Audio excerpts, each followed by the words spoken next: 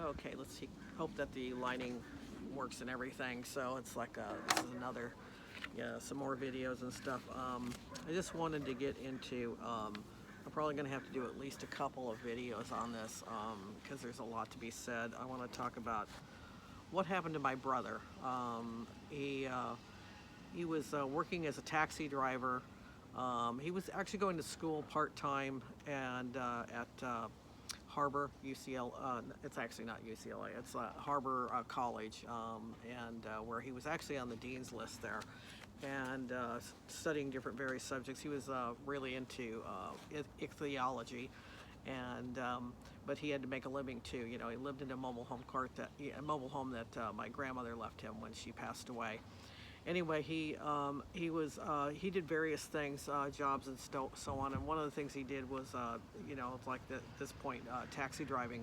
He had been a taxi driver before, and and then he had some other jobs. I know he worked for the Salvation, no, Goodwill, I think it was, and some other things, odds and ends. But he went back to taxi driving, got a gig again at as a taxi driver. And I think I want to say it was probably his second night on the job, back on the job being taxi driver. And it was on June 12th, the night of June 12th, 1974. And he was driving a cab for Crescent Cab Company. Actually, ended up finding, through research and running across things, I found the name of the cab company. I doubt that it's still around.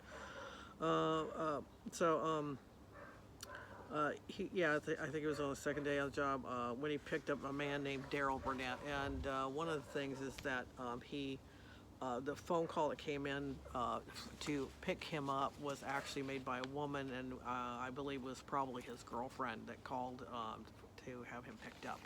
And the lighting here is kind of weird. Maybe I should have stepped back. Okay. And then, so he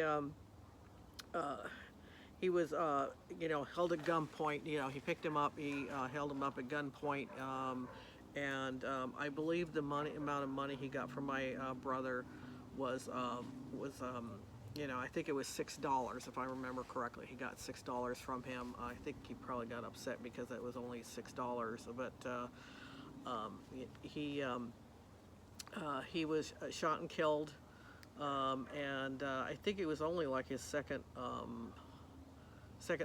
pickup of the day, that evening, so, and I think it happened around 8:30 in the evening, if I want to, it's like something like that.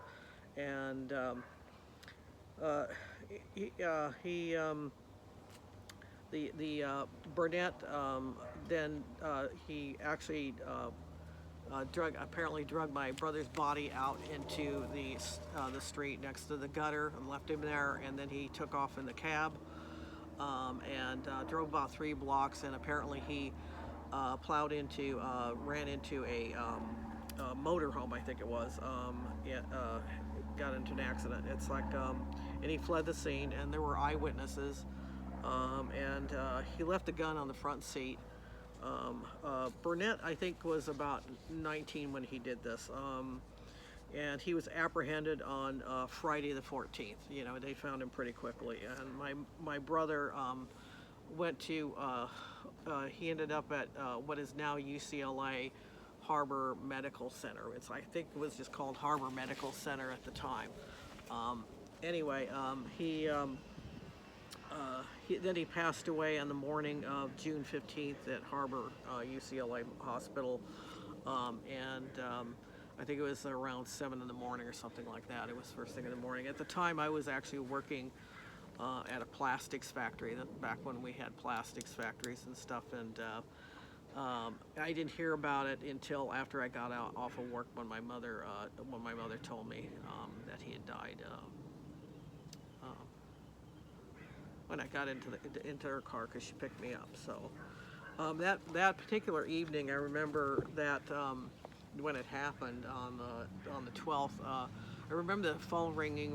Our phone was the home phone was in the hallway. It was on a stand in the hallway, and the phone rang at around midnight. And I guess they were having problems finding our family and stuff. Information on family. and the phone rang at about midnight. My mother came out and picked up the phone, and she was probably, I don't think she was on the phone for very long, maybe a minute or two, and then I heard her say, "Sam's been shot." And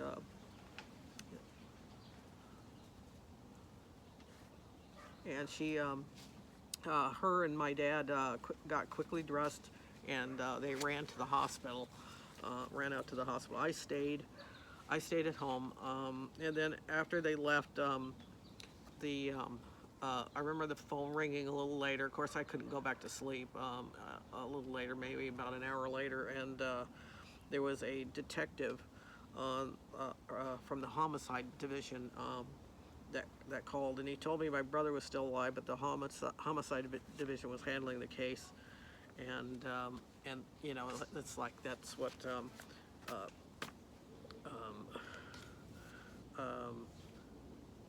it's like, so it's like they trying to remember everything. So it's like, yeah, so then the next day or two, you know, it's like the following day or two, we went over to his mobile home, and you know, it's like, and I think my parents were told early on that it didn't look good for, you know, him, that he wasn't going to survive the injuries, because he was shot in the head, I think 3 times, and Mary, I remember Mary, who was Mary Wilson, who was one of the residents of the mobile home park. She was also a friend of my mother's and stuff, because she was a Jehovah's Witness and a friend. And she said, she asked how he was, and hoped he would get better. But it's like we kind of shook our heads, because we knew by that time that he wasn't going to make it, and that he was likely brain dead. We went over to the hospital. I remember going over to the hospital with my parents. It's like it's when they had the blue Toyota. You know, there was a 1966 little blue Toyota, which actually at some point I ended up with and using and driving and stuff. So, so we went to the hospital, over to the hospital, and I didn't have the courage to go in and look at him. So I stayed in the car, and they went into the hospital. And my parents, it's like at the time, you know, times the doctors,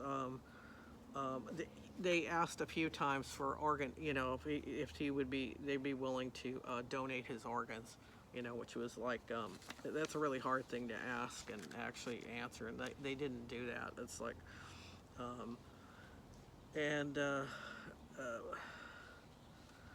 and yeah, it's like, that's, yeah, it's like, no.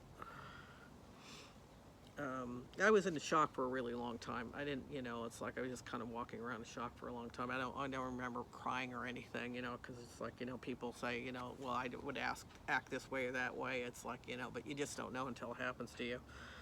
And then I remember my mother sitting at the kitchen table one morning. I think it was the following morning and the morning after, and you know, she usually did a prayer and stuff, and she said something like, "Please let him live," in the prayer. They caught Burnett quickly, and there wasn't a trial. That, you know, it's like, but you know, one of the nice things that his in-laws, you know, he was actually going through a divorce with his wife Kathy, and one of the nice things that his in-laws did is, like, his father-in-law went actually to went to the hearings and so on, and he actually attended, you know, it's like, and because I know my parents couldn't, you know, go there and face them and stuff, so it's like, you know, he went, and I don't think they even asked him to go. He just did it on his own, which was a good thing, you know. And it's like, I remember my dad saying he didn't want to go because he was afraid the family of Burnett would be there and stuff, like, you know, that wouldn't bother me myself, but if, you know, it's like, and I remember something about Burnett was looking for money because he had a pregnant girlfriend, and that's why he was, you know, one of the reasons he did it. And this is something I heard many years ago. He pled guilty and got a life sentence with a possibility of parole. Um, which he's still in prison. And it's been, as of the taping, it's been 48, I think it's been almost 49 years now. 49, yeah, something like that. It's going on 49 years. That's because it's like, it's like I talked about this in the another video that, I think, it's like, he apparently what he did is like he got a second felony conviction, and I didn't even know about this, but he got it because him and another inmate attacked another prisoner and almost killed him. So he got a second, so that's why he's still in. And actually he ended up spending 38 years in solitary confinement because he was too dangerous to the other inmates and the guards. So, the owner of the taxi cab company did everything he could for us. It's like including trying to get the life insurance funds and so on to us. Actually, that ended up, unfortunately for us, it's like it ended up going to Kathy, his almost ex-wife, because they weren't quite divorced, and so we didn't get anything. We didn't get any of the funds. And I know Social Security pays out. There's a payout for that too. When somebody dies like that and stuff. So it's like they, so she ended up with pretty much everything. She also got the mobile home, and she sold that. And I think the Social Security payment was like $45,000, and that was a lot of money back then, a lot.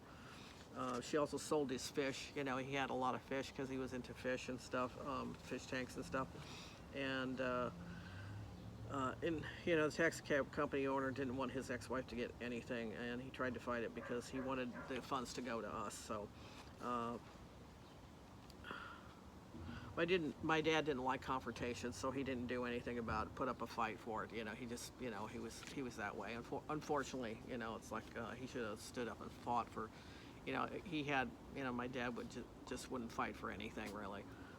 He was a kind man, but he just didn't have much of a backbone when it came to stuff like this. Let's see.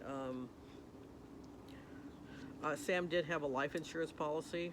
It's like, his friend, as a side gig, I guess his friend sold these cheapo, little life insurance policy things.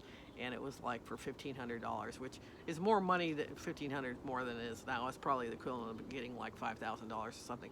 And at the time, my brother paid probably $5 for the policy and stuff and he just did it for his friend. But he put me down as a beneficiary, so I got the $1,500. Actually, his wife, almost ex-wife, had to sign off on it.